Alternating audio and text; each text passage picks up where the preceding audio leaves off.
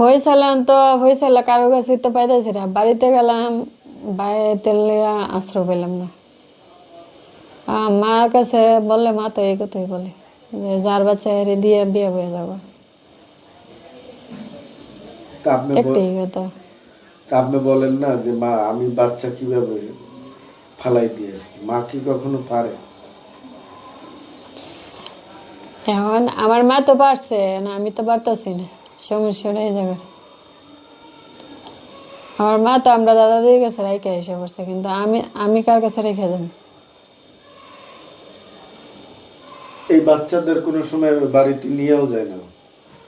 জি না, কোনো সময় বাচ্চা বাড়িতেও নেওয়া যায় না, কোনো ঠিকানাও দেয় না, কোনো পরিচয় দিতেছে না। দেশের ঠিকানা দিয়ে রাখছে, আর ঢাকা থাকলে ওর কাছে ঢাকার ঠিকানা দিয়ে রাখে।